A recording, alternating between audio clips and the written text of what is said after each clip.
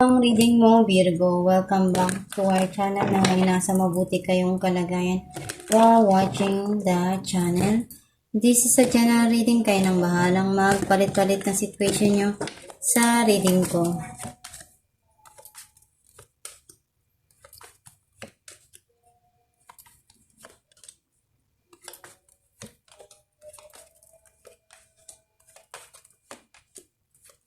At the bottom of the deck, Three of Cups. I feel like yung energy mo, nasa-sense ko na naandun yung gusto mong lumabas, mag-enjoy, yung i-celebrate, pwedeng i-celebrate yung mga masayang memories or something na para sa'yo kailangan na i-celebrate, pwedeng birthday or something na para i-enjoy mo yung araw na yon. Pwedeng reunion, pagkikita, or pag-aayos na gusto mong gawin. Ang mensahe ng yung card, andun yung pagmamahal eh.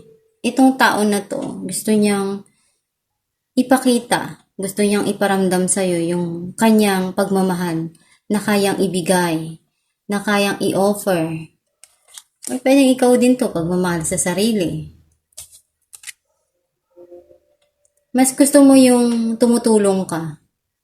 Mas gusto mo yung nakakabigay ka, na ibibigay mo yung pangangailangan ng tao.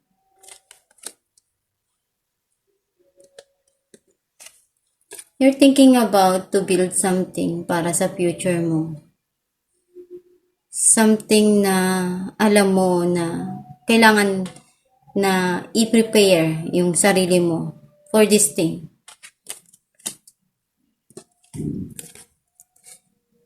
Mas focus ka ngayon sa trabaho mo. Kasi alam mo, yun yung mahalaga sa'yo eh. Yung magtagumpay ka. Yung makuha mo yung gusto mo. And nakikita ko naman lahat ng pagsusumikap mo is magkakaroon ka din dyan ng reward after all na ginawa mo lahat ng iyong best. Kasi andito may magandang balita, may mga bagay ka dito na iniisip mo na gawin uli or umpisahan. May mga pangarap ka na sometimes you're thinking about na makukuha ko ba ito? Matutupad ko ba ito? Pero alam mo sa sarili mo na kaya mo. Kahit na sobrang hirap nun, sobrang mahirap maabot. Pero basta determinado ka, makukuha at makukuha mo yan. Marami ka nang natutunan, no? Kahit pagod na pagod ka na, sugatan ka na, babangon ka pa rin eh.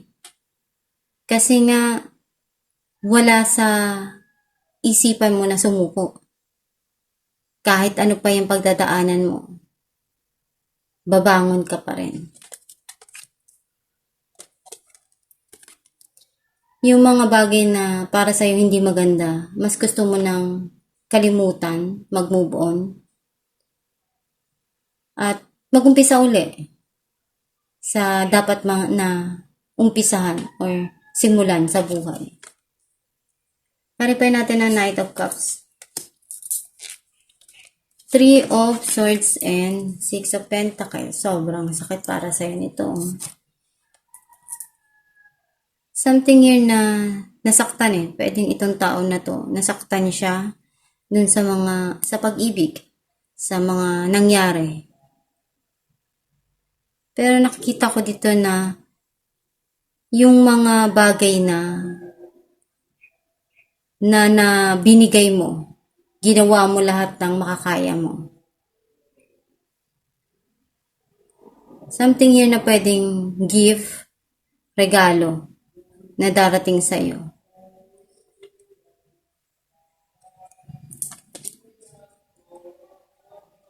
Or pwedeng itong darating na to is mga bagay na sa tingin mo before, nagbigay sa'yo ng pain, pero unti-unti namang nagbabago siya dahil natatanggap mo na kung ano yung mga binigay mo. Yung pagmamahal na gusto mo, darating at darating yan sa'yo. Clarify natin ang Three of Pentacles. Page of Swords and the Chariot. May communication na parating. Nagkakaroon na ng linaw, ng clarity dun sa mga nangyari. Na alam mong binigay mo rin yung part mo dun. Ginawa mo rin yung mga dapat na gawin dun sa part mo na yun. And marami kang natutunan dun sa mga nangyari na yun. Clarify natin ang Page of Wands. Six of Wands and Six of Wands. O, diba? Itong darating sa'yo na balita, magiging masaya ka, Successful, Success, victory, andyan na yung public recognition, masaya-masaya ka, pwedeng celebration, ini-enjoy mo, o, diba? Pwedeng reward, something yun na matatanggap mo. Clarify natin ang Nine of Wands, the Magician and Five of Wands. Feeling mo meron ditong moments na nag-struggle ka, or may kakumpetensya ka na someone or tao, o pwedeng sitwasyon sa buhay mo na feeling mo nagkakaroon ng struggle. Pero ready ka or kaya mong alisin yung sarili mo dun sa mga nangyayaring sitwasyon na yon. Clarify natin ang Six of Pentacles,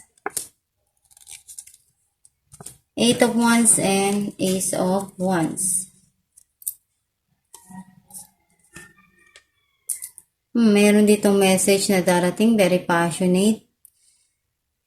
And some of you may mga opportunity na ibibigay sa inyo na gusto, or may magsisimula na opportunity para sa iyo na gusto mong i-grab or simulan. Pinag-iisipan mo mabuti. Kasi alam mo sa sarili mo na it's a, mga blessing to, or it's a blessing for you to receive this thing. Clarify natin ang Eight of Pentacles, Nine of Cups and Nine of Swords. May nagpapalungkot sa'yo na akala mo hindi mo na matatanggap yung ano man yung gusto mo. Pero matatanggap mo Nakikita ko naman yung gusto mo, darating at darating para sa'yo yan. Dahil pinaghirapan mo din Clarify natin ang Page of Cups, Seven of Pentacles and Queen of Pentacles. Ginawa mo lahat ng makakaya mo dun sa sitwasyon, pwedeng sa financial, sa business, or sa pera. Or something yun na pwedeng mag-heal ka dun sa mga nangyari sa buhay mo. Sa mga sitwasyon na hindi mo inaasahan na mangyayari sa iyo. And nakikita ko naman na unti-unti mo namang makukuha kung ano yung mga gusto mo sa buhay mo. Unti-unti rin na magiging okay lahat. Clarify natin ang Eight of Cups, Two of Swords and Ten of Wands. Kung ano man yung mga pinagdaanan mo, na-overcome mo May mga hardship ka na alam mo na sa sarili mo na pagsubok lang yun. At ready ka na harapin yun. Natutunan mo na maging matatag, maging matapang. Kasi may mga responsibilidad ka pang iniisip na kailangan mong i-fulfill. Alamin natin kung ano mensahe ng iyong gabay.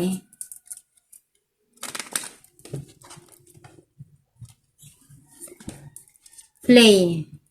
Beloved one, it's time to set aside work for a while. Don't worry, we will oversee your responsibilities to other completion. Playfulness, gaiety, and laughter will lift your energy so that you will return to work with a renewed perspective and heightened energy.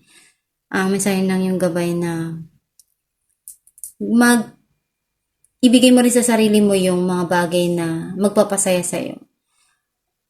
Kung kinakailangan na lumabas ka, enjoy mo rin yung buhay. Baga, i-reward mo rin yung sarili mo eh. Yung mga bagay na sa tingin mo para sa'yo. Para ma-inspire ka, ma-motivate ka. Every time na mayroon kang na-achieve na goal, bigyan mo ng gift yung sarili mo. Kasi, para sa'yo, inspirasyon yun eh. May na-achieve ka sa buhay at mas lalo kang magsusumika. Basta palagi ka lang magdasal, gawin mo yung best mo sa bawat ginagawa mo sa buhay at maging matatag ka. Harapin lang yung mga bagay na dumadating sa buhay mo na pagsubok at pag-isipang mabuti lahat ng mga desisyon. At itong yung reading, Virgo, kung nakaresonate ka, kindly comment down below. Thank you for watching.